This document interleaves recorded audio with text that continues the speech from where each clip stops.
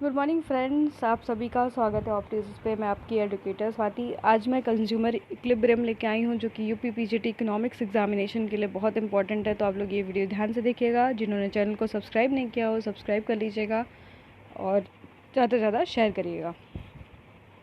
Consumer equilibrium क्या होता है? ये एक तरीके की सिचुएशन होती है जहाँ की कंज्यूमर अपने आप को क्या करता है, इक्विलिब्रियम पे पाता है। कब और कैसे, देख लेते हैं। आपका इनकम और जो आपका प्राइस होगा कमोडिटी का, वो क्या होगा, कांस्टेंट होगा। कोई चेंज नहीं आएगा आपके इनकम और प्राइस में।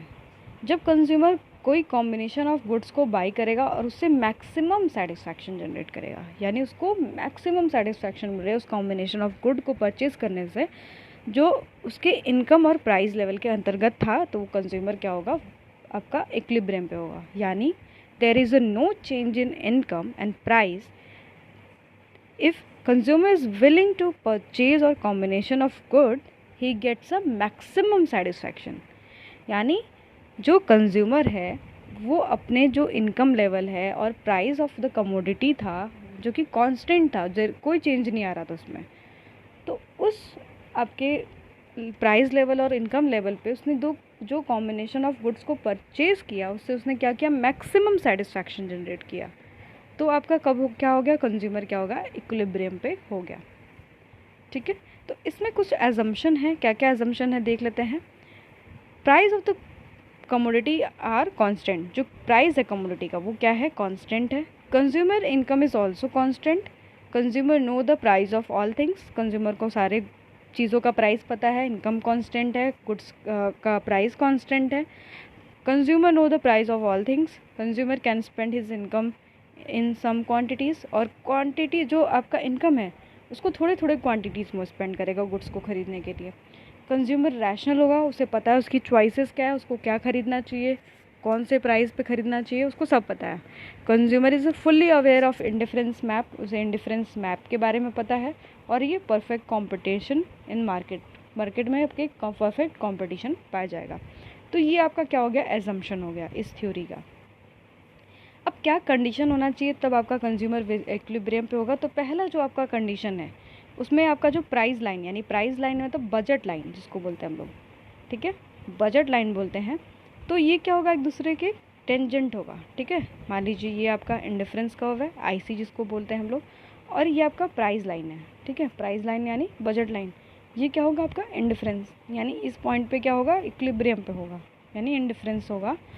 और ये आपका बजट लाइन या फिर प्राइस लाइन एक आपके इसके इंडिफरेंस कर्व के क्या होगा, टेंजेंट होगा। ठीक है, अब इसमें और एक चीज़ है कि इसको क्या बोलते हैं, स्लोप ऑफ आईसी क्या होगा, स्लोप ऑफ प्राइस लाइन। ठीक है, स्लोप ऑफ इंडिफरेंस कर्व क्या होगा, आपकी प्राइस लाइन का स्लोप होगा।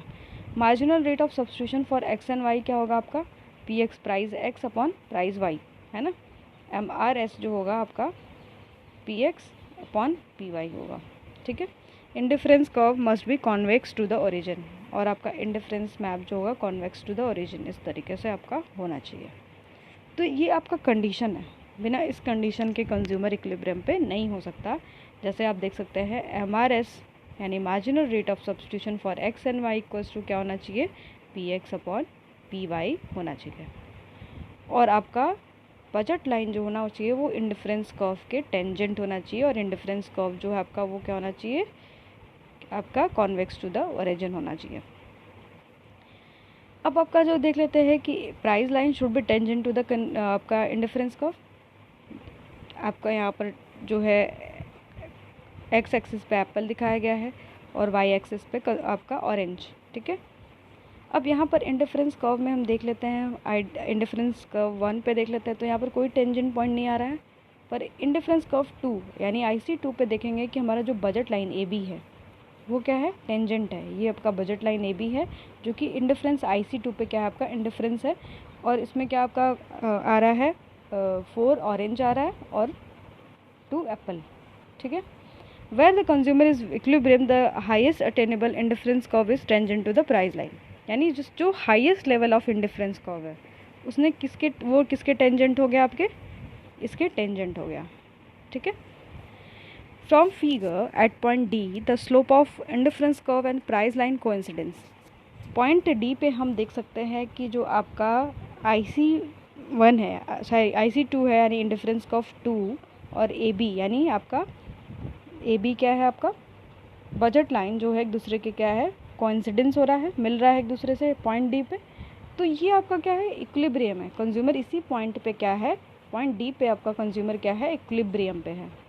ठीक है, यानी आपका 4 जब वो ऑरेंज कंज्यूम कर रहा है और 2 एप्पल कंज्यूम कर रहा है, तो इस पॉइंट पे आपका क्या है, कंज्यूमर इक्विलिब्रियम पे है। यहाँ पर क्या उसको मिल रहा है, सेटिस्फैक्शन जो है मैक्सिमम मिल रहा है।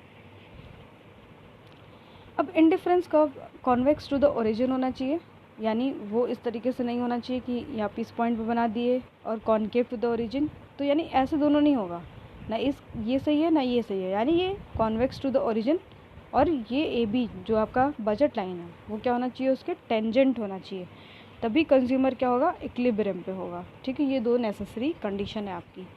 यानी क्या क्या चीज़ें नहीं होनी चाहिए आपकी, कॉन्केव टू द ओरिजिन नहीं होना चाहिए, और कॉन्वेक्स टू द ओरिजिन भी हो तो आपका किस पे हो, मिड पॉइंट पे हो। ठीक है, वहाँ से आपका जो है मिड पॉइंट बने, तब जाके कंज्यूमर क्या होगा, इक्विलिब्रियम पे होगा, वरना नहीं होगा। अब मार्जिनल रेट ऑफ सब्स्टिट्यूशन जो है नेक्स्ट वीडियो में जानेंगे। तो ये हमारा रहा कंज्यूमर इक्विलिब्रियम, ध्यान से देख लीजिएगा।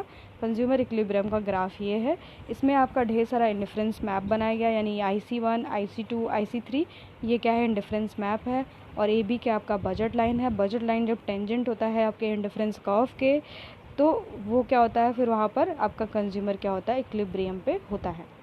ठीक है, तो अगर आपको ये वीडियो अच्छा लगा हो तो please like share and subscribe करना ना भूलिएगा। Thanks for watching.